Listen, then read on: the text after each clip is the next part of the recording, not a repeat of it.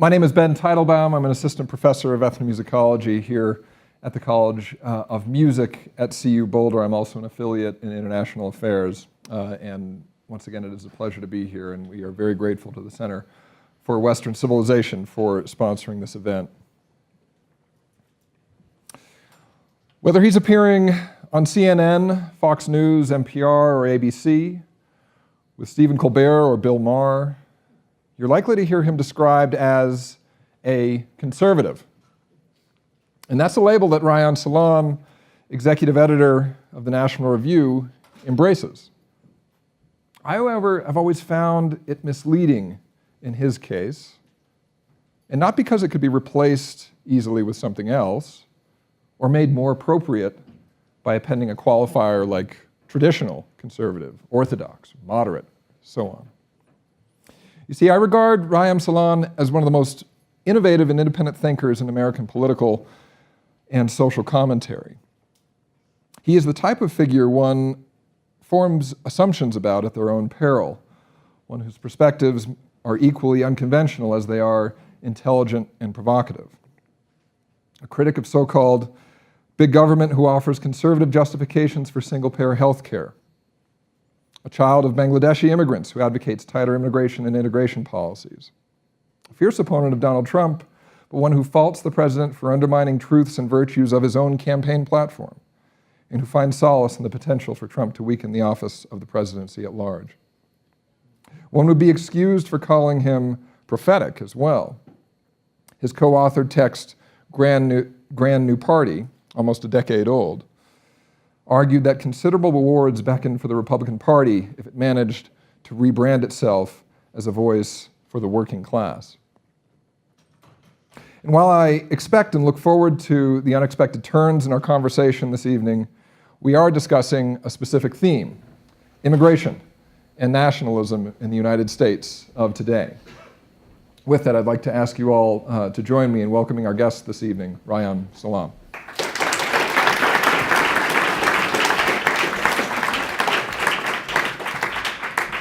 Thank you very much for having me, and thanks to all of you for coming out today. Now, Reihan, to begin, the topic of immigration, and I do expect our conversation, as I say, to take a number of turns. Afterwards, by the way, we will have a question and answer session where you're welcome to ask Reihan any question that you have. But if we start with the topic of immigration, which is one you've devoted a number of your columns to, and also a number of recent interviews, why is it important as an issue? One way to think about it is that there are lots of different forces that create change in our society. For example, technological innovation. You have really bright, impressive entrepreneurs who create new business models that introduce change in our society. Trade can introduce change in our society. The weather can introduce changes in our society, so many different things. But there are particular implications when those are things that are part of an implicit social bargain and when they're not. So one way to think about it is that in a society, we have a certain set of rules, and we want people to assent to those rules, even when we're not watching them. Even when we're not forcing them through police power or something like that. We want people to basically agree to the basic logic of the system. And one reason why immigration, and to a lesser extent trade, elicits such a kind of passionate response is the sense that these things might actually alter the social bargain. Because when you think about a social bargain made among an existing community, made among an existing group of people, and then when you bring other people into that, well, that could actually complicate that social bargain. When you think about our society, our workforce, you could say that employers have grown dependent on the idea that our workers will be trained, right? They'll be trained by schools, they'll be trained by families in lots of ways, how to live, how to be. But then when you're talking about introducing new people into our society, well, then that's something where you don't have full control over how their characters are shaped. So one possibility is that, gosh, we as a country are failing in some ways to cultivate our own human potential, so let's rely on other societies to do that for us. Another possibility is that, well, we want a migration policy that's humanitarian. So some people who face lots of struggles and challenges, we are going to bring them in, even though they're not necessarily armed with all of the tools they need to flourish in our society according to our society's rules. So I think that that's one way to think about it. Immigration is a topic of great interest because it's something that complicates our social bargain, for better or for worse. For better or for worse. And in an article that you wrote that was really the inspiration for us devoting this evening to the theme of immigration, you talked about two contrasting models for thinking about who belongs to this country, why and how. Can you talk to us a bit about that? Absolutely. So Bill Clinton recently said everybody is a nationalist. The question is whether you're an inclusive nationalist or a tribal nationalist. And I found that to be useful and clarifying. When he says everyone is a nationalist, that's not quite right, because of course there are some people who really do style themselves as citizens of the world, who don't feel an especially strong allegiance to any particular state or society. But it's reasonable to say that most of us, certainly in this country, think of ourselves as citizens of a particular place, a particular state. But that doesn't necessarily mean that we all think about that relationship in the same exact ways. And I would say that broadly speaking, in the United States and in some other societies that are similarly situated, you have two broadly different sensibilities. You have some people who see the thing that binds us together as a shared culture, let's put it that way, just to be a little bit simplistic. And another way to think about it is a shared commitment to a set of ideals. Now, those things can overlap. There are many people who say that ideals play a role as well as shared culture, but I do think that they push you in somewhat different directions. And there are lots of Americans, particularly people that I grew up around, I'm a native of New York City, who really take this view that having a more cultural or, dare I say, ethnic conception of our national identity is bad, dangerous, and indeed un-American. Now, that's actually making an argument about what American national identity should be. It's not actually saying that American national identity doesn't exist. It's not saying that we shouldn't have a certain relationship to the nation. It's an argument about what the relationship should be like. And there's another view on the other side which says that, well, look, we have a certain shared culture, we have a shared inheritance, and to the extent we welcome newcomers, we want to see to it that they become a part of that shared inheritance too. Now, these are not hard and fast distinctions, but it's a different emphasis. And I think that there are lots of ways in which you could have both of those ideas in your head and not have to think about it all that much. But some of the events, some of the developments in our politics have forced people to draw a sharper contrast between those two different ways of looking at our membership in the nation. And I think that that's a big part of our politics right now. So, you opened that description up by contrasting two nationalisms, one being an inclusive, the other being a tribalistic, and those are Bill Clinton's words that you're channeling there. Should we think of a nationalism based on shared culture as being bad? I mean, is that something? I don't think so. So I guess this is always a tricky thing. It's important to me to try to be analytical and to also try to, use categories that everyone can embrace. I always feel it's really important when you're describing the views of someone, when you don't share their views. It's really important to me that those people can recognize themselves in my description of their views. Because if I'm not doing that, if I'm saying that, well, good people think this and evil, terrible people think this, you're not actually going to get anywhere. You know what I mean? You're not going to have any common ground. So I will say that Bill Clinton says there's a contrast between inclusive nationalism and tribal nationalism, and the problem with that is that would anyone describe themselves as a tribal nationalist? So I guess if that's how you're going to split the baby, I guess I'd have to describe myself as a tribal nationalist. I'm someone who I do believe that culture matters, that membership is something that can evolve over time, and that it's important to be sensitive to that, because to simply assert that you must feel a common kinship with someone who does not share anything with you, doesn't share a common language, doesn't share a common sense of history or anything else, that's a lot to ask of someone. And I don't think that it gives you a very sound basis for having a sense of the common good, having a sense of common obligation. The idea that I might have to make sacrifices for this other person, well, why? How do I justify that to myself? I think that that demands some greater sense of a kind of kinship, not literal kinship necessarily, not necessarily the belief that we share common ancestors, but perhaps the idea that we in the future will share common descendants. I think that that, to me, is an important idea, but I also recognize that there are people on the other side of this debate who find that frightening and scary, and who believe that that's a very retrograde attitude, and that we really need to have a sense of giving that goes beyond that sense of shared membership and shared identity. So and this is interesting, I mean, you talk about critics of this position, a notion that to be an American, in other words, means not just being a citizen of this country. It's not enough to simply have an American passport to say you really belong, that instead you in some way need to exhibit, identify with, associate yourself with quintessentially American culture. And some people might extend that to say certain ethnicities. Of course, then we're in very different territory. But isn't the argument against that America as a nation, among all others, distinguishes itself because it has defined membership in universal terms?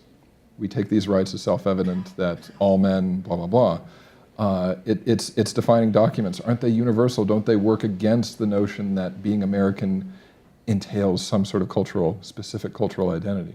I have a hypothesis, which is that when you have a moment when your culture feels very cohesive and homogeneous, that's precisely when you start to believe in these universal ideals, because it's safe to believe in those ideals. So when you think about mid-century America, this was a time when America was at its most cohesive, to the point where for some people it was stultifying. If you were not part of that middle American norm, you felt really oppressed in mid-century America. And that is also a moment when you had this very romantic idea emerge that America is a nation of nations, because in a way that was a safe thing to believe at a time when you didn't have these deeper cleavages at work in our society. Ronald Reagan, when he ran for president in 1980, really said some very inclusive things about immigration. He said that, gosh, we should welcome vast numbers of immigrants to have them do the work that, Native Americans won't want to do. We should have a different kind of relationship with Mexico in which we allow people to freely enter the country, go back and forth and what have you. And it's really interesting. And there are some people who today say, gosh, Republicans have gone so far away, it's such a tragedy that they no longer embrace Ronald Reagan's views in 1980. And we can debate that. But it's also true that the foreign-born population in the United States is much, much larger today than it had been in 1980, and that changes things in complicated ways. Another thing is that since that moment, the birth rate in the United States has gone down. Now that's kind of a creepy and uncomfortable thing to talk about birth rates, to talk about fertility. But the reason I bring it up is because if we had the same exact birth rate today, and for the last 20 or so years that we did in the 50s during the height of the baby boom, then the amount of immigration we've had would be nothing. It would be trivial. It wouldn't actually be all that noticeable. But when you have a very low birth rate and you have a fair amount of immigration, what it often means is that younger generations look very different from older generations. Now, one thing you might say is that, well, older generations shouldn't care about that. Why should it matter to them what younger generations look like? But the thing is that in every society, there's oftentimes this sense that, well, wait a second, the younger generation, those are my children, those are my grandchildren. We are bound together.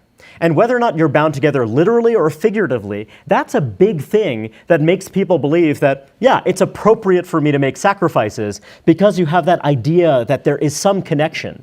But when that connection is severed, or when that connection is weakened, when you feel as though younger generations are really radically different to your own, you don't have to be a terrible or deeply ungenerous person to feel a sense of alienation from the way that your country is changing. And that can change how you look at a whole host of issues. That doesn't even necessarily mean, you draw a left-wing conclusion or a right-wing conclusion from that. It's this subjective feeling that I think has a very deep effect on the texture of our politics. And I guess my romantic maybe my romantic illusion, my hope, is that you can somehow create a society where people feel like, these people might not literally be my grandchildren, but I feel like we're bound together in some important way.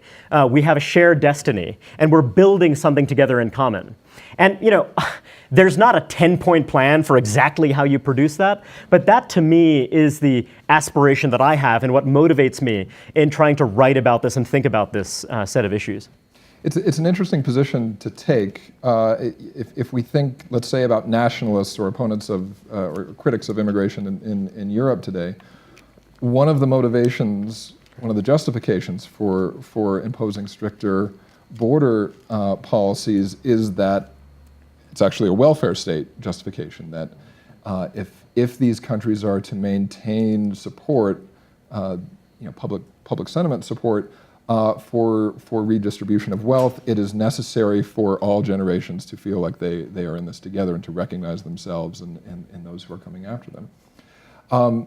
So I'm somewhat interested and puzzled to hear that coming from a conservative necessarily, to think that, well, we're all in this together. Are you thinking in terms of redistribution of wealth when you talk about people recognizing themselves in future generations? My take on it is that there are different conservatisms in different moments. Conservatism is to some degree situational. It is about the idea of meeting new revolutionary challenges and then thinking about how can we preserve what is best in our society. And sometimes preserving what is best in our society might mean we do actually have to embrace certain kinds of change. And I guess my feeling is that when you're looking at all of every society in the world, but particularly the rich market democracies, which are the place that I tend to think about the most, they're buffeted by lots of different kinds of change that are creating new strains inside of their societies. There are, you see rising inequality in lots of different societies, any number of things.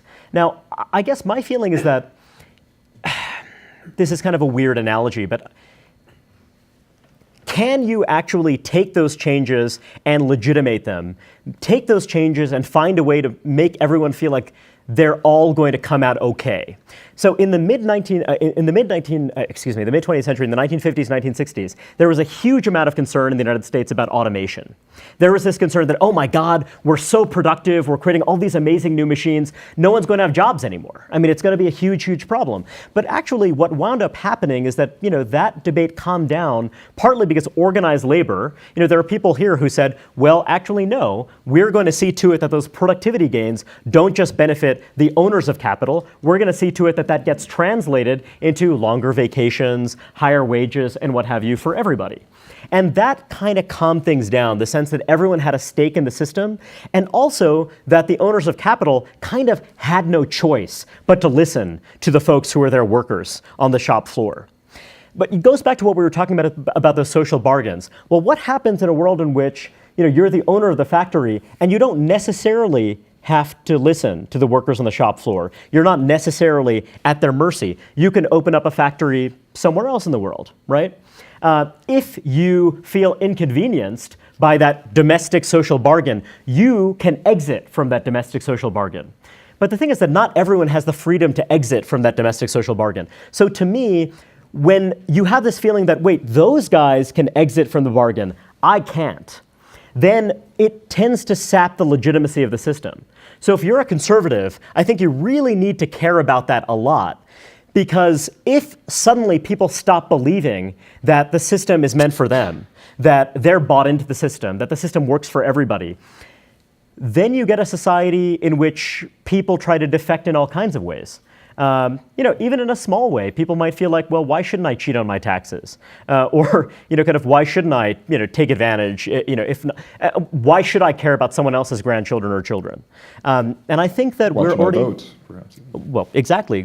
And I think we're frankly pretty deep into that process already. So I mean, just to kind of put a button on that question. So I feel as though in the 1980s, the challenge this country was facing was the challenge of stagflation, was the sense that our country did not reward entrepreneurial genius enough, that we didn't celebrate it enough, that we were kind of muddling towards this kind of mediocre kind of low-rent collectivism, and that this was the great danger facing our society. And when that's the danger facing your society, you want dynamism, you want vibrancy, you want more individualism as an antidote to what came before it.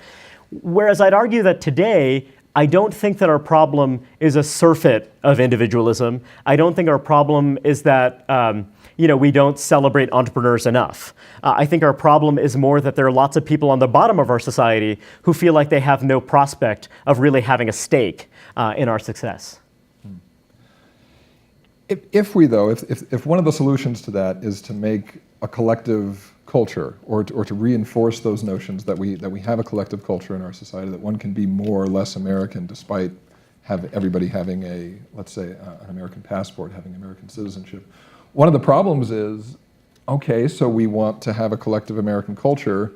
What is it, and who gets to define it?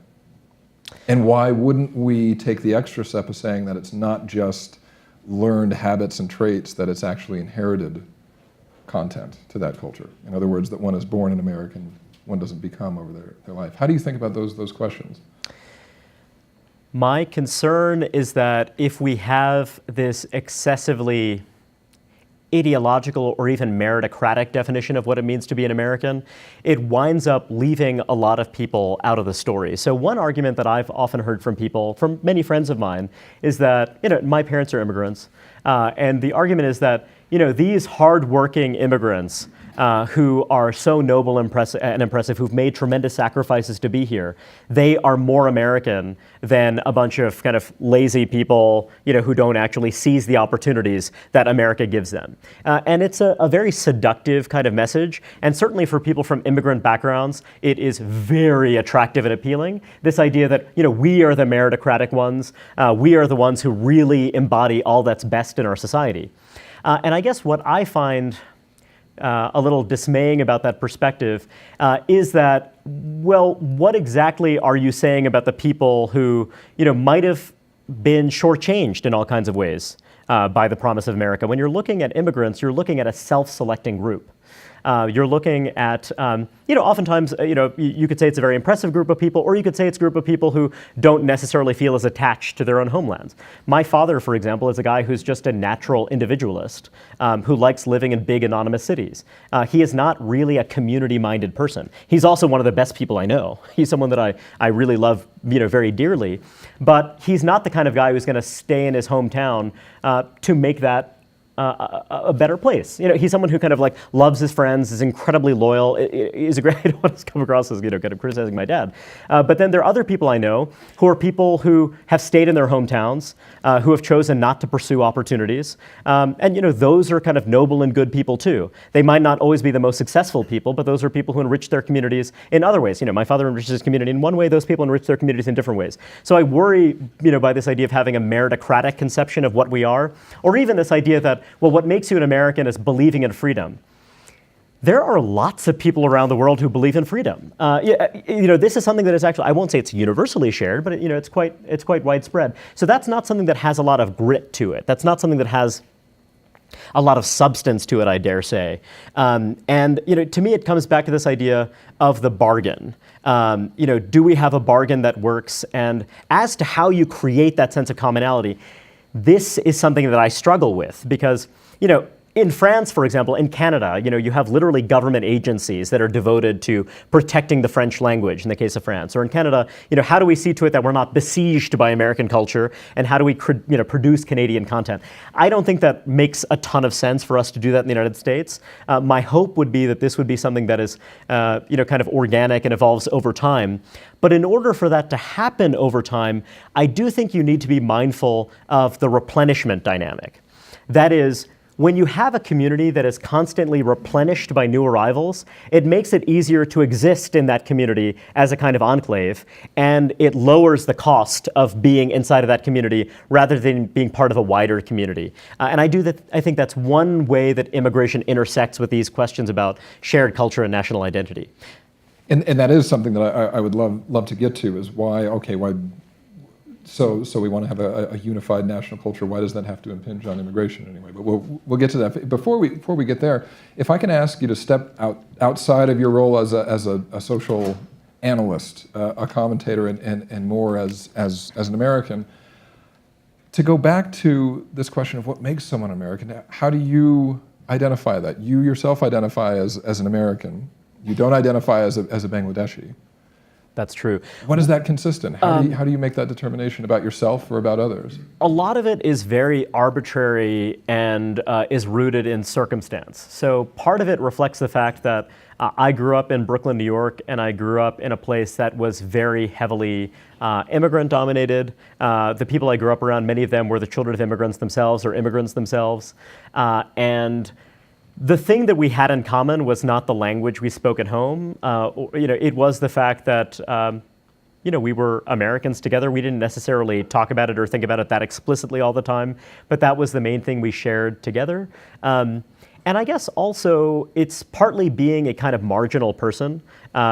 Sometimes I think about hermit crabs, and you kind of have these little creatures that come up on the beach, and then you find a kind of soda can or something like that, and you crawl inside of it, and that's what you use as your kind of source of shelter and your protection. And I kind of sometimes think about there are different kinds of immigrant experience. One immigrant experience is that you are part of a larger tribe. You arrive in a place and then you have everyone else from your kind of native village who's there, and then you kind of go through life together. There's a kind of mutual support. And that community can be replenished constantly or not. And then there's the other experience of you're just a little nuclear family and you find yourself in a new and unfamiliar environment and you just kind of make your way there. And my family went through both experiences. When my parents first arrived in the country, it was much more, they were just a little nuclear family. They didn't have that larger kind of ethnic support system. And then later they kind of acquired it and they built it for themselves. So I guess that always made me think about the boundaries of American identity. And maybe it just made me reflect on it more than I would have had I lived in a different community where you didn't have tons of people who didn't necessarily think of themselves as American. So it's hard to say exactly, but I think that's a big part of the story for me. It's kind of biographical. And I do believe that had I been born 10 or 15 years later, I think my relationship to American identity would have been very different.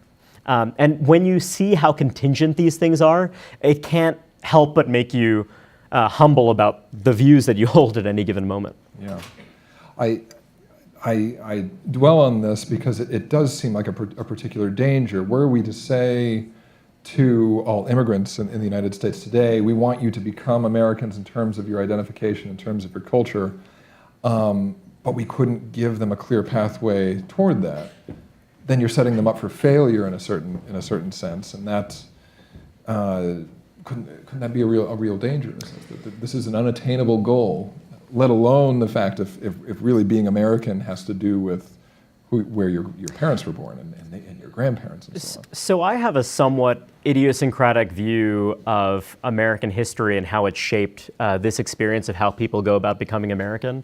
And it's a view that many smart people disagree with, which again, kind of makes me a little bit nervous. But my view is that when you think about the history of American immigration, there have always been these periods of ebb and flow. And the ebb and flow isn't generally because of legislation.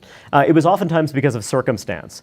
So for example, when you had the Napoleonic Wars, that's something that led to a real reduction in immigration effectively for a long period of time, simply because you had European governments that didn't want to lose people who might actually fight wars for them. There are all kinds of these different moments.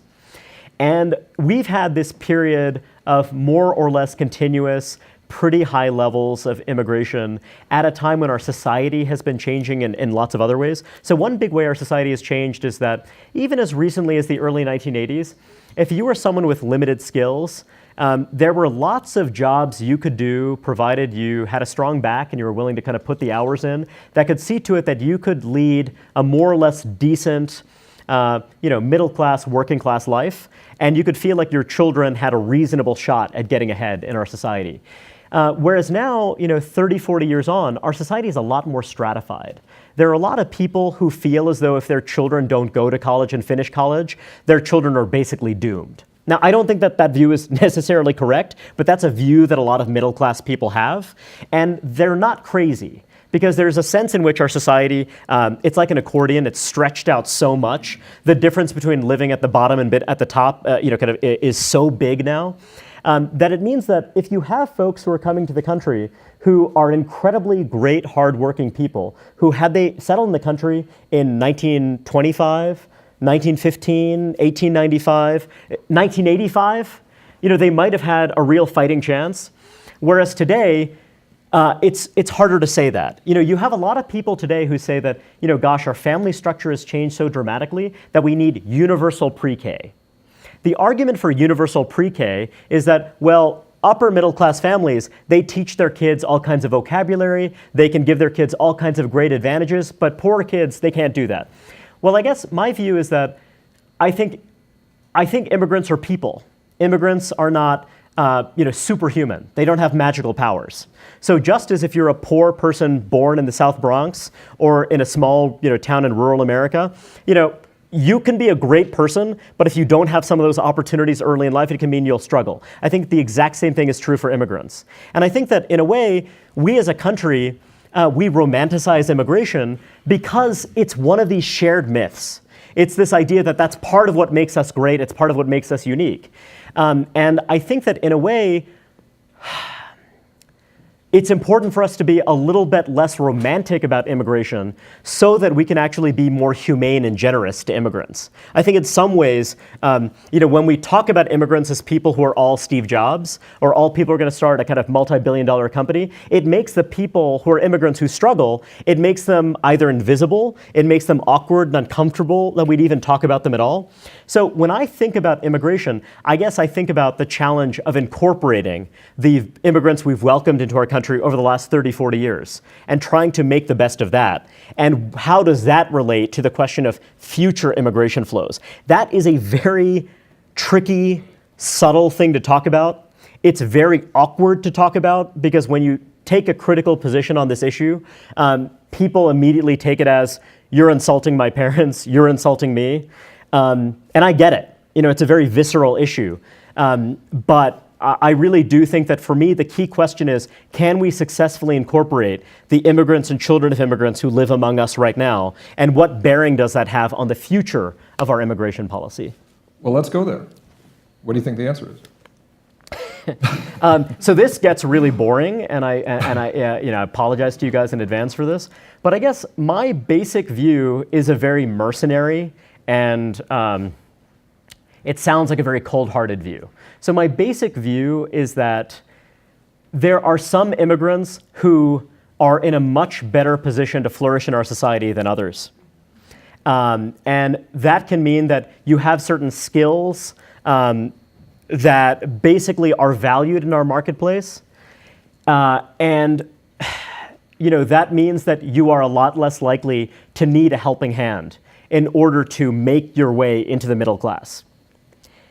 So I basically believe we need to have a more selective policy so we are welcoming people who are not necessarily going to need a ton of help, but who ideally will be able to give a lot of help. Now, there are people who are really poor and who give help because they are deeply humane, kind, generous people. That is absolutely true. But when you're thinking about things on a society-wide basis, I think that is a kind of simple, straightforward calculus that makes sense to me. Because basically, I believe that we have inherited a lot of big challenges in our society. We're dealing with a lot of big challenges and strains.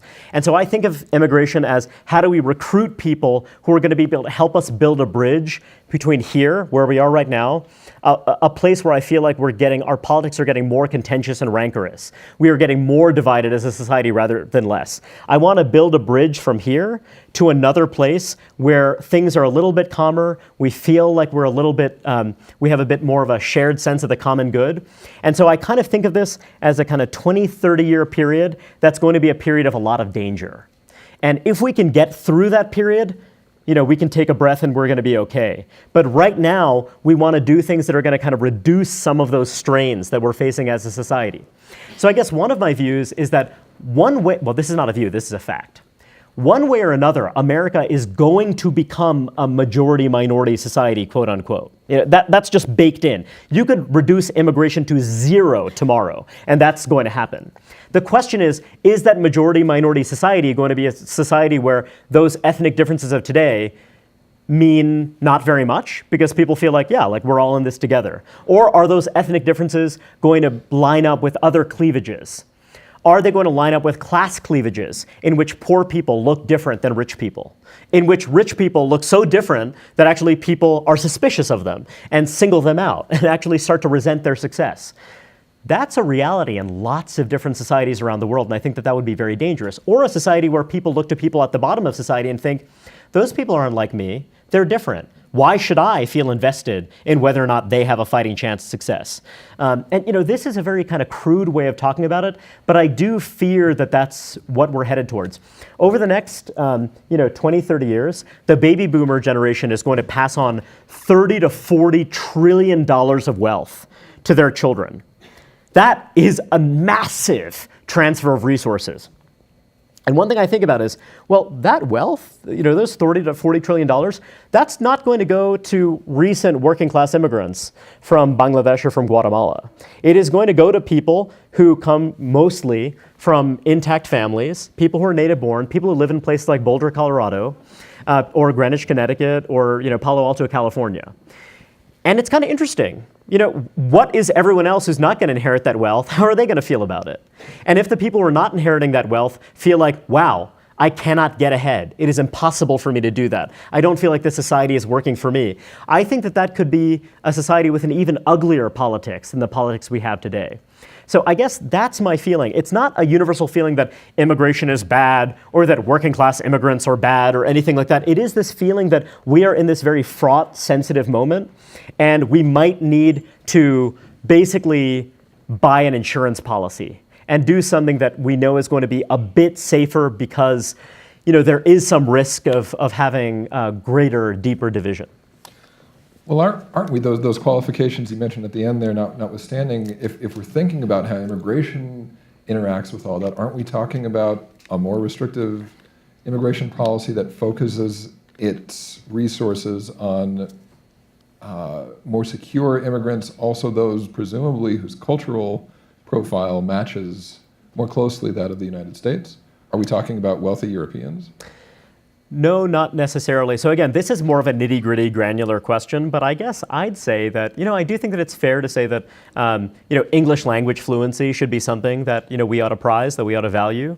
But I don't think that it's, I think that it's actually quite possible that such an immigration policy would mean that there would be more immigrants, for example, from the Caribbean. That's a place where, you have a fair number of skilled people who kind of might find a way in. Or, for example, if you're looking at Latin America, there's a large number of people who have skills, who have very impressive credentials, but basically they're not part of the networks. It's actually very hard for them in some cases to get access to the American labor market. So and also, there are lots of folks in East and South Asia who may well benefit from this too. But, the way our immigration system works now, and I think that's an important thing to keep in mind, 2/3 of all people who are granted green cards right now are granted green cards on the basis of the fact that they're related to someone who is a US citizen or a current green card holder. Now, in a way, that kind of makes sense if you think that, well, immigration is an entitlement of citizenship. Why shouldn't you allow, be able to bring relatives and what have you? But the challenge is that, the fact that someone is my relative does not necessarily mean that that person is going to, not need, a lot of help and assistance in order to really fully become part of our society. The hope had always been, well, if you have relatives in the country, they'll help you. But that's not quite how our system actually works, and we can talk about that at greater length. So to me, it doesn't necessarily make sense for it to be a kind of hereditary system in which we weigh being related to an American so heavily relative to some of these other considerations. And when you're talking about wealthy Europeans, it might give some of them a path, but the truth is that, wealthy Europeans are quite happy and comfortable in their native countries by and large. This is still going to mean, people who are seeking to have the kind of life that they're unlikely to get were they not to move to the United States. Should we have refugee migration then? Should we be taking in asylum seekers at all? I believe that we should, but I also believe that this is a trickier issue than is commonly understood for this reason. So the number of people who find themselves in danger is an enormous, enormous number. It is a number far larger than the number of immigrants we accept at present. And when you're thinking about what makes one a refugee versus just what makes one a poor and vulnerable person, those things, there are blurry boundaries between those two things. I'm not saying that kind of refugees are not real refugees and what have you, but it's actually pretty complicated. Living in dire poverty, can be a pretty affecting and negative thing for a person. So I guess I worry that there's a blurring of boundaries between these two things. And when you're thinking about this larger challenge, what do we do about the fact that there are billions billions of people around the world who are longing for a better life, who are longing for a safer life. I just don't believe that migration to the world's currently rich countries is a realistic solution for that. So I believe that when we're approaching refugee migration, I think it's really important to be very rigorous about what exactly we're trying to accomplish and how. Because when you're looking at this at scale, Justin Trudeau, the Prime Minister of Canada, won a lot of plaudits by welcoming Syrian immigrants and doing so enthusiastically. The truth, however, is that he welcomed a relatively small number, and he only welcomed Syrian migrants who were in intact families. Now, it happens that over 70% of Syrians who've kind of come as migrants to Europe and elsewhere, are men who are unaccompanied by their families. So in a way, he was already making this implicit distinction, right? So I kind of think that sometimes these arguments about refugees are really ways of making an argument that is internal to the politics of our societies. It's a way of showing that you're a humanitarian person rather than grappling with this much bigger picture question of what do we do about the fact that there are billions of people around the world who are seeking opportunity. One thing that I often think about in this context, in India, a little over a year ago, I think about a year and a half ago, there was a massive, massive strike that happened. And the number of people who took part in this strike was equal to almost 2% of the population of the entire world. If you look at the number of people who live in a country that is not the country in which they were born, people like my parents, that is 3.3% of the entire population of the world. So when you think about all of the Sturm and Drang caused by immigration in the United States and around the world, it's kind of amazing to think that, well, if you're really trying to tackle the challenges facing the 2.5 billion, taking that number of people who are migrants from 3.3% to 4%, would actually be a really, really big deal. That would be really transformative. And trying to think rigorously about this, I think is important when we try to think about the challenges of refugee migration. I actually, think about that issue a lot and would be happy to talk about it more in Q&A if you guys would like. Absolutely, and perhaps we can pick that up in that context. Of course, none of this is taking place in a vacuum. You've talked about your prognosis for the coming 30 years, but if not so much policy, then attitude and communication surrounding immigration in the United States has changed with the new administration in the White House. Is that a change in tone that you welcome? No, it's not. And this is a very awkward and confusing thing. So basically, I might be the only person in America who believes the things that I believe. And one of the reasons I'm so happy to be here is the possibility that maybe one of you might accidentally stumble into looking at the world the way that I do, which is, kind of, to me, that's a huge win. So I guess my view is that if you're going to make the kind of immigration agenda I want to see in the world work, you need to do it in a way that is very clearly and explicitly anti-racist. It needs to be done in a way that makes it, makes people feel as though this is not something that is demonizing a particular group of people. I think that Donald Trump, it's important to try to have a nuanced opinion about these things and to kind of be thoughtful about it. But for me, when he began his presidential campaign by talking about Mexico sending the United States murderers and rapists, it's a tough thing because I think that he's at other times tried to use different kinds of rhetoric that are more inclusive. 29% of self-identified Hispanics in the United States voted for Donald Trump in 2016. So, clearly, like all of us, Donald Trump is a complicated guy who speaks many different messages and different people hear different things. And, I think that that's fair.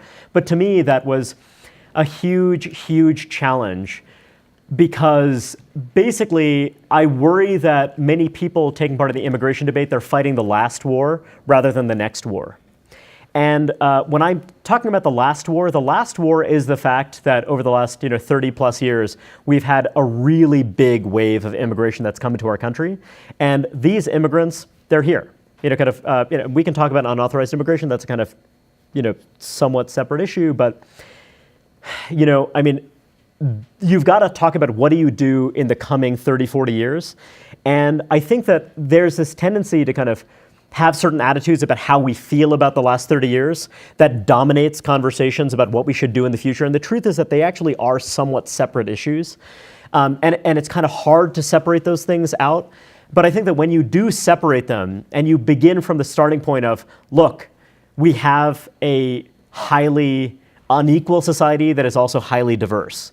How do we go from here to a place that we're going to have a society that we all feel like we're all invested in? That's very different from saying that I do not like these people who live among us and I want them gone. A good example of this is Ann Coulter, who is an enormously talented, impressive polemicist.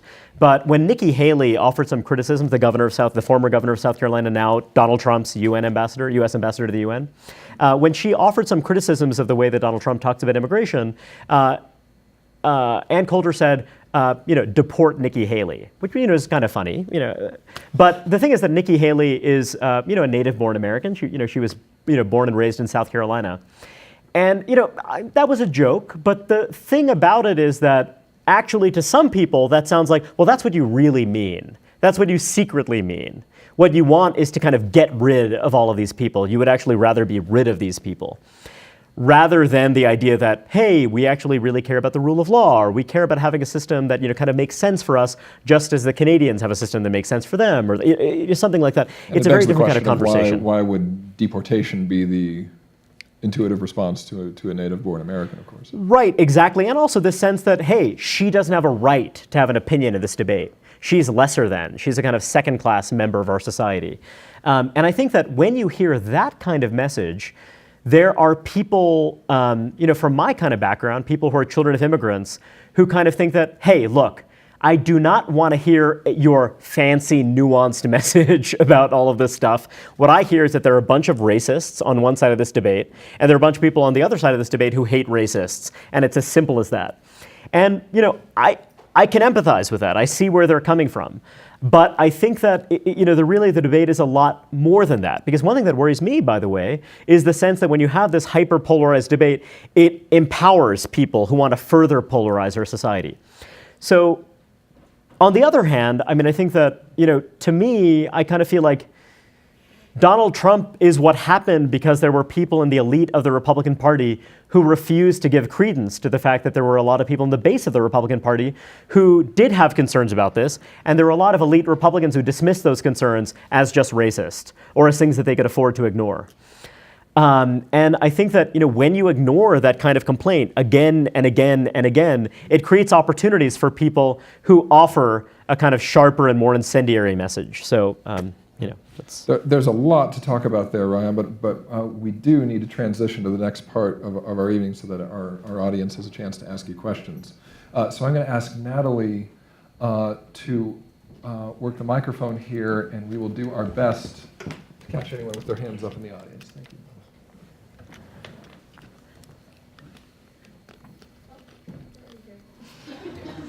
Regarding stratification of society, what do you think the role of the minimum wage is? Well, I guess my concern is if you have there are lots of different ways to think about it. I think it's important to think about it in context.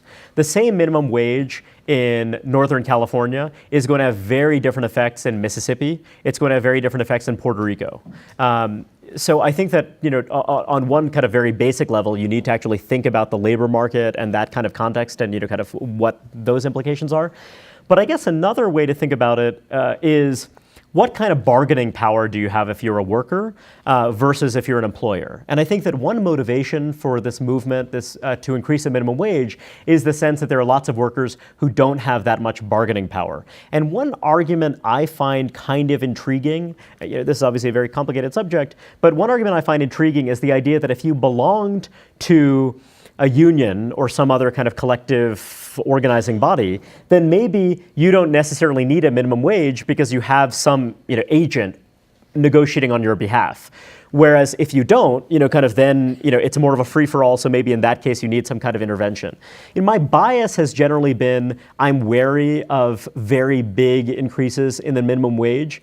But on the other hand, I do think that those concerns about bargaining power are legitimate. So I guess I'd say, let's be cautious and thoughtful about it. But, and also, how can we find other ways to improve the bargaining position of vulnerable workers? I was thinking about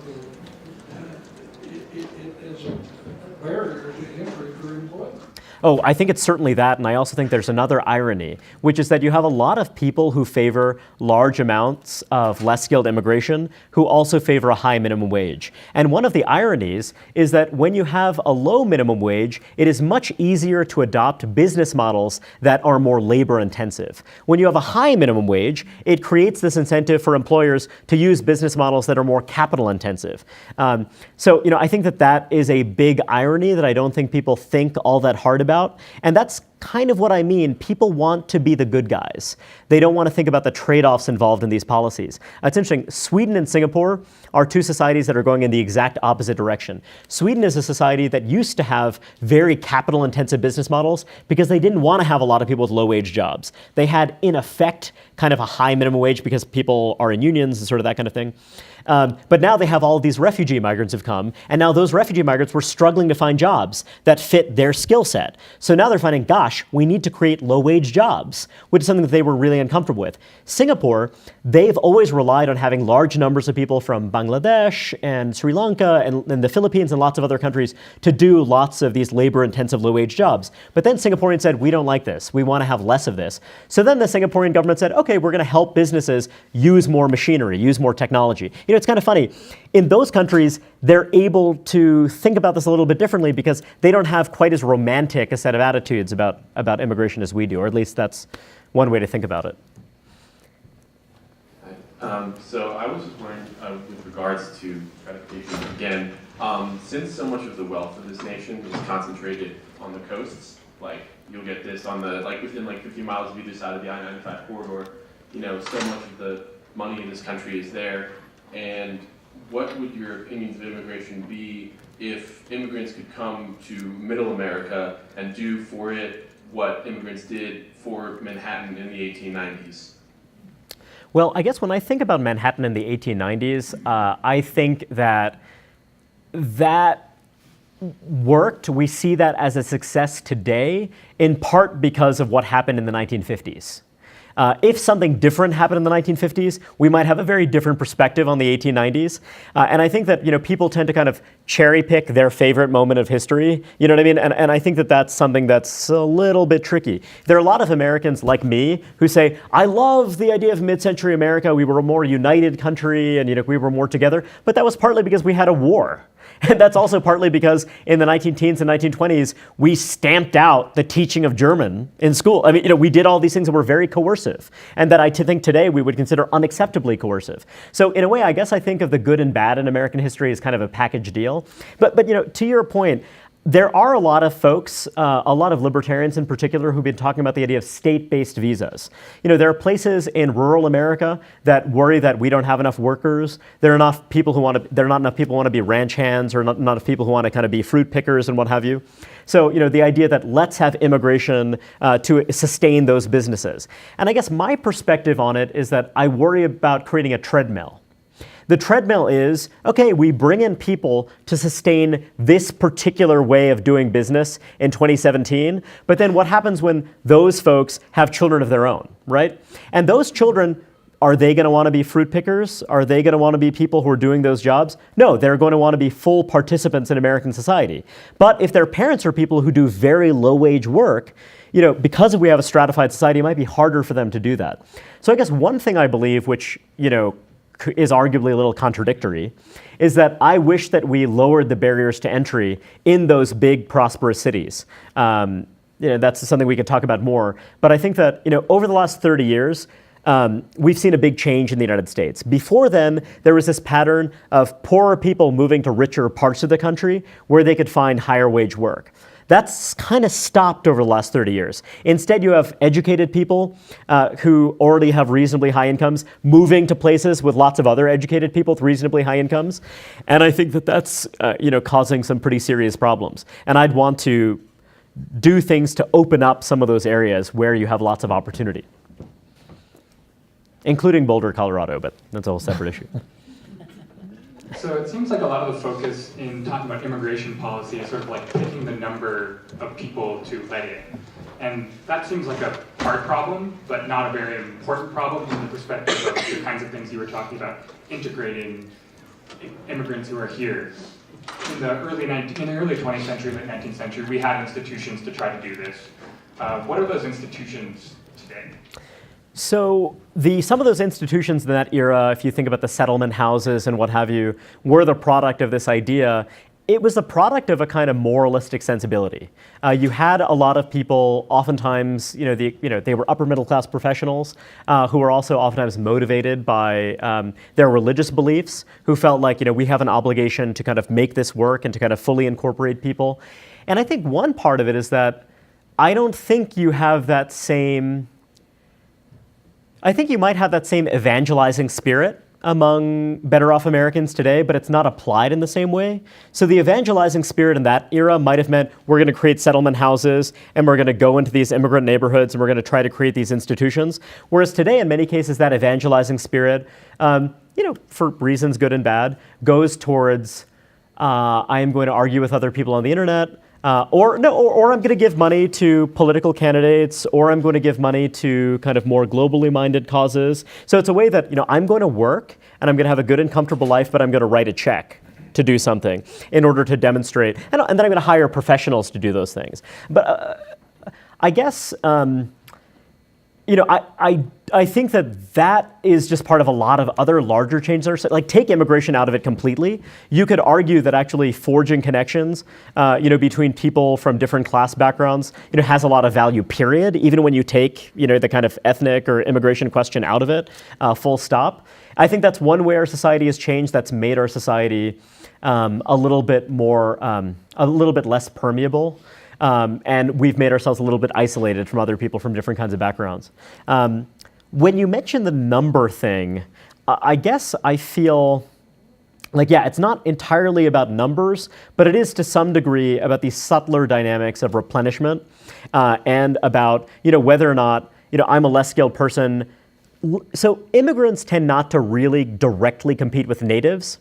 Or particularly, like, if I'm a less skilled immigrant who has limited skills, I'm not competing with like an affluent computer programmer. In fact, if anything, we work together, they're complementary. I'm really competing with other people who are very similar to me. And the people I might be competing with are actually other previous immigrants. So right now, the US workforce is almost 16% foreign born. And actually, that's actually kind of a big thing. So when you talk about the numbers, I think it's not just numbers, it's also like, what is the kind of skill set that you're bringing in with you? So that's kind of like another piece of it. But yeah, I mean, you've asked a very rich question, and I'm not sure I've gotten to every piece of it, but that's just a start.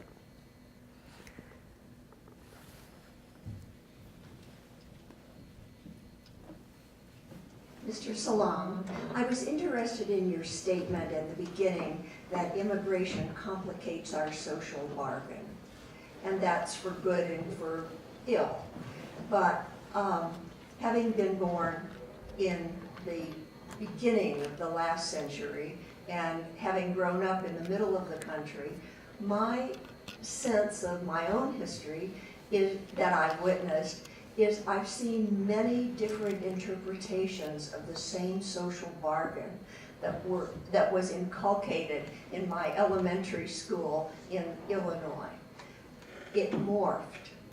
When I look at Supreme Court justices who interpret the Constitution with an originalist eye, I wonder if you are interpreting the social bargain with the same kind of originalist sense, or do you see it as flexible, as morphing?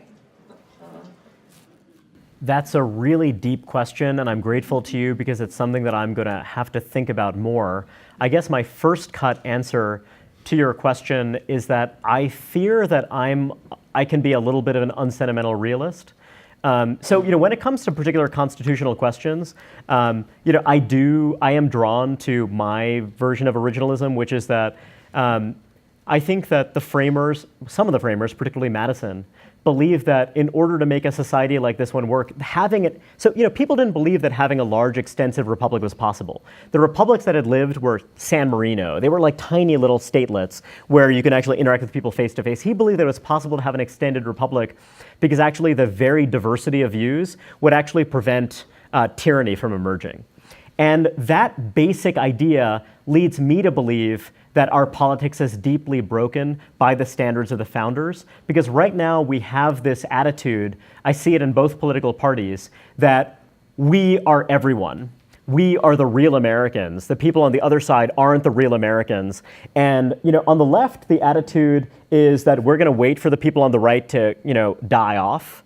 Because they're all a bunch of kind of bigots, and we honestly shouldn't have to listen to them because they are so retrograde and horrific. And on the right, there's this idea that, sometimes there's this idea that these people on the left are really aliens who are basically Bolsheviks who are, committed to the destruction of, all that is good and righteous in our country.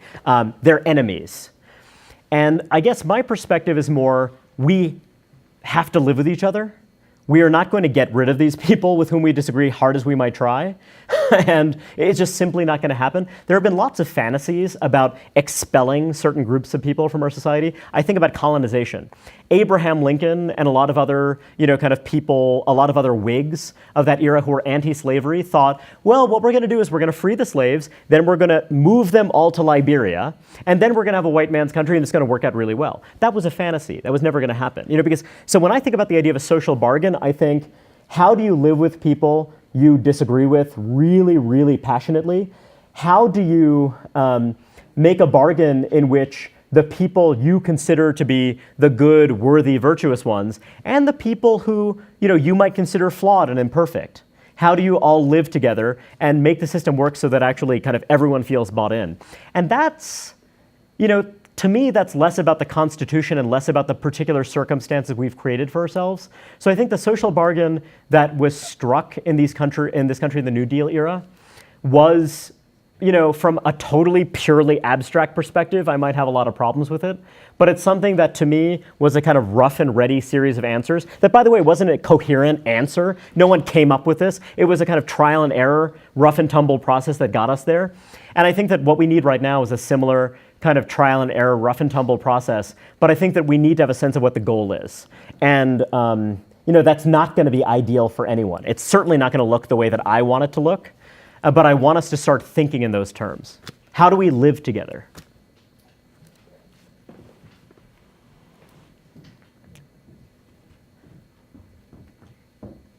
So I wanted to ask about sort of the intersection of immigration and climate change, and sort of this orientation towards, in the face that climate change is going to cause these like massive displacements internal and internationally, and maybe we're seeing this sort of foreshadowing some of that even with what's going on both in India and Syria and other places like this. With food scarcity, what implications does sort of climate change have and immigration policy, that intersection, have in terms of American commitments to either intervene more aggressively to sort of support social stability internationally, or does it, in your view, does that sort of dispose us to sort of committing those resources to sort of building up institutions and infrastructure in the U.S. to isolate ourselves and sort of have insurance policies and kind of remove us from that? So one reason I really like this question is because when a lot of people talk about immigration, they really talk about it in terms of, are we nice or are we not nice? And they don't really talk about it in the context of, this fact that 2.5 billion people are going to be moving to cities. And also, the kind of possibility that climate change is going to introduce some real discontinuities in how the world works. I think that bigger picture is kind of useful to always keep in mind with these debates, rather than thinking about it in these purely kind of narrative, small bore kind of terms. So I believe that we need to make the world more resilient in the face of these changes, and we're not going to succeed in anticipating every possible challenge, but it's kind of useful to kind of make small down payments on trying to kind of make our world a little bit more survivable, right? So that's one reason why I think that it's useful to think in terms of kind of exotic answers to some of these challenges. There's a guy called Paul Romer, an economist who is now at the IMF, who advanced this idea that earned him nothing but headaches and denunciations. But his idea was that what we need to do is create charter cities. If you're a skilled, highly educated, kind of highly affluent person, there are literally dozens of countries around the world that will fight for you and that will be eager to welcome you into their country. If you're someone who is not, it's a very different kind of story. And so his argument is that we need to create these charter cities, basically new Hong Kongs, in order to actually offer people an alternative to kind of failing kleptocratic governments. And it sounds like a very kind of exotic, kooky idea. But when you think about 2.5 billion people moving to cities, and then you're thinking about, well, how can we make some of those cities more lawful, humane places that are going to be better adapted to some of these coming challenges? I think that that's a really important and thoughtful idea. There's another kind of funny thing, and this is going to sound like I'm being mischievous, but I promise I'm not. So if you really think about immigration in grand terms, and many good-hearted humanitarians I know, they want to really double or triple or quadruple immigration. They're talking about really meaningful increase in immigration on humanitarian grounds, a little bit along the lines of how do we deal with the kind of climate crises and what have you. Then you get into this tricky place where the United States, we have a very carbon-intensive way of life. And we're even pretty carbon-intensive relative to other affluent countries. So if you move lots of people from places where they don't have a very carbon-intensive way of life to countries where they have a much more carbon-intensive way of life, that could actually have the effect of really increasing aggregate carbon emissions in ways that kind of might be of concern if that's something that one is concerned about. So that's another kind of wrinkle on the issue. But yeah, I mean, I think that if you're looking at the Maldives, you're looking at Bangladesh, you're looking at a lot of societies that are really meaningfully vulnerable to this kind of thing. But unfortunately, I do not think that moving people to the world's existing rich market democracies is going to be a viable answer. And if you don't come up with some other answer, you might see a more intensified militarization of how you control the mass movements of people, which I think would be very worrisome. Natalie, perhaps 2 more questions? I feel like I've exhausted you guys.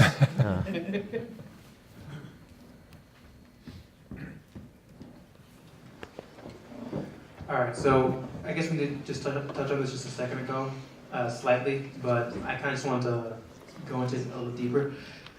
In terms of how to sort of integrate sort of like national-born citizens along with immigrants so that maybe that they share each other's perspectives a little more. Like, for example, immigrants might start to understand like a national-born citizens' perspectives on why they're scared of so much like huge influx of immigrants coming to the country, and maybe like other nationalists might understand why immigrants are like need to come to these countries to escape all the poverty and scarcity of resources from their home countries. How do we go about like integrating them, not just in the sense of just like schools integrating like different minorities and I guess wealthy, primarily white students, but like in terms of just jobs or like community events, stuff like that. Because you said that like the relationship in terms of just like social standings and social connections with each citizen can actually affect affect the politics of a country, like on the grand scheme of things. And so if we sort of not I guess micromanage it just to that point, how do we go about doing that, and will it have a huge effect on how we sort of look at immigration? So that is a really good question, and I think that a lot of people who want to create those social ties and foster more integration, I think one thing they don't always appreciate, and I'm sympathetic to that view, but one thing they don't always appreciate is just the sheer numbers we're talking about. So there was a report from the census recently about how basically over 60 million Americans speak a language other than English at home. That number is about, I believe it's something like 3 times as high as it was in 1990. That's a pretty, big increase. And if you're looking in California, for example, it's almost half of kids. Also, kind of almost half of kids come from immigrant-headed households. So I guess when I think about immigration, and this is a little bit, I guess, autobiographical, I oftentimes really think of it as not about the immigrants, but about the children of immigrants. And right now, like about a quarter of Americans are the children of immigrants. Those children of immigrants who are the children of, kind of affluent, kind of well-off, or like, kind of, immigrants coming from stable 2-parent families, or kind of what have you, or immigrants who like live in areas with a ton of opportunity, they're gonna do just fine, generally speaking. But when you have communities where a really, really big chunk of people, forget about being immigrants, but are just people who come from, backgrounds where you don't necessarily have a lot of surplus capacity. So think about it this way. Like, if you're really poor, you have to devote all of your brain power to kind of surviving and seeing to it that you don't make like one or another mistake. You don't necessarily have that surplus capacity that allows you to, for example, kind of invest in communities kind of beyond just trying to kind of like keep a roof over your own head, right? That doesn't mean that you're not a kind and generous person, but it just means that you're kind of like living on the edge, right? So when you have entire communities where tons of people are like right on the edge, it changes the texture of those communities, not because those people are bad. And I think that for me, the thing that it's very uncomfortable for me as a conservative is that I think that the answer is sometimes when you don't have volunteers who are building settlement houses, who are not just giving cash, but actually, I'm going to move to the inner city, and I'm going to do that with a bunch of my friends, and we're actually going to like go out of our way to like actually be a help and a support system for people who don't have a support system in a human way, not just through cash. If you're not going to have that, then cash is going to have to do the job.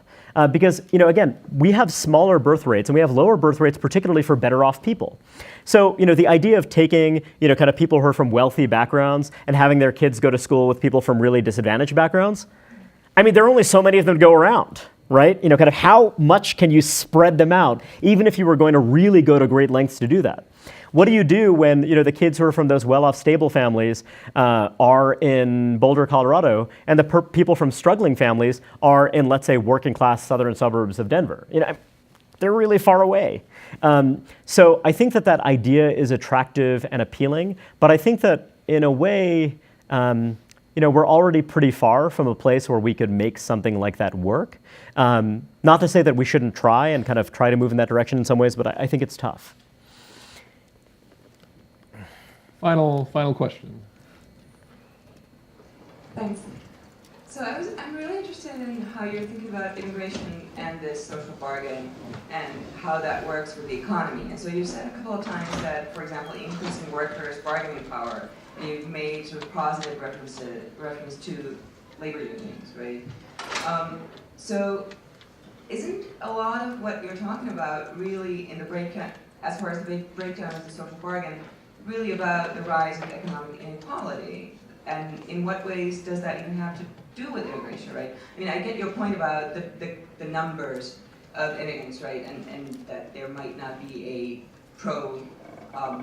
a higher immigration solution to those numbers, right? But if you're just thinking in terms of the social bargain within the United States, how much does the breakdown of that have to do with rising immigration? How much does it have to do with the fact that our wealth inequality is now completely something different than it was in the 1970s, and the reasons for that have almost nothing to do with immigration? Well, okay, so you brought up a couple of different things. I do think that it does have something to do with immigration, but I don't think that immigration is the chief driver. But I guess, what I'd say is that people hear what they want to hear. And I think there are a lot of people who will hear the kind of spiel that I've given and hear that, well, the only thing that matters here is inequality, right? And I guess my own view is that there are lots of different societies that have experienced a rise in inequality, and some of those societies have navigated it a lot more successfully than others. In the United States, Seattle, Washington, and Memphis, Tennessee are two cities that have comparable levels of income and wealth inequality. Seattle, Washington is a place where if you are born in a working class family, you're a lot more likely to make it into the middle class or even the upper middle class than if you grew up in Memphis, Tennessee. If you look at, people talk about how our healthcare problems are really tied to the fact that we have this ridiculous, Utah spends half as much money as Washington, D.C. does, per person in healthcare. But you don't hear people saying, we should adopt Utah's health system because that's so obviously ridiculous. I think that actually the cultural context and the bargain matters for how we address inequality. Inequality in China is much higher than it was in 1978. It is drastically higher. But actually, poor people in China, generally speaking, I would argue, feel like they have a sense of momentum and they feel bought into the system for better or for worse. And actually, in some ways, their increase in inequality has been more extreme. So not to say that inequality is unimportant, but I do believe that there are a lot of people for whom, it's really comfortable to talk about income and wealth inequality because that's a vocabulary they understand. And it's a thing where I figured out the 7 answers to that, and that's something it's a ground that one is comfortable with. When you're talking about these kind of more vague ideas, It is uncomfortable because it forces us to kind of question some of our priors, as I have. I did not start out in a place where I was kind of like, oh yeah, like actually this stratification we're dealing with, the way that it aligns with kind of immigration and what have you, is like a hugely important issue. I used to be someone who was in favor of really increasing less skilled immigration. And also, I come from a community where to dissent from that point of view is actually extremely, extremely uncomfortable. Not to say that I'm some kind of martyr or anything like that, but it's just like, I just think that people on the left and the right want to keep going back to the old answers. And similarly, like Jeff Flake wants to believe that what Ronald Reagan said in 1980 is exactly the same story as today. One thing that Jeff Flake said that I found a lot of my friends loved and found so moving, and they shared it on their Facebook walls. He said, the person who worked on my family's ranch, he wasn't a skilled immigrant, but he's a wonderful, decent person, and he has as much a right to be a citizen as anyone else. Jeff Flake also said that he didn't want lots of poor people to have Medicaid. That's, by the way, we can debate that, and I think that actually there's a reasonable case for that position. But the thing is that when you say the first half of that sentence, then there are a lot of people who will applaud you. That's amazing. When you say the second half of that sentence, there are a lot of people, well, wait a second, wait, you want to let people in but then not let them have Medicaid? Well, that's kind of weird. People want to say the thing that's going to get them, applauded. And I guess I just believe that, inequality, in some ways are there problems associated with it? Sure. But I think that actually it's really much more about the context in which that inequality is embedded than the inequality per se. Lots of ideas, Reihan, and if any of you are like me, you hear so many little points that you would want to dig deeper into. Unfortunately, we're going to have to close up our evening, so I'm going to ask all of you one more time, not only to give us a round of applause, but also to know we have a small reception outside. If you have a quick word you would like to exchange with Reihan, there might I say, be a chance to do that. Please join me, everybody, once again in thanking Reihan Salam for joining us. Thank you. Thank you very much. Thanks so much.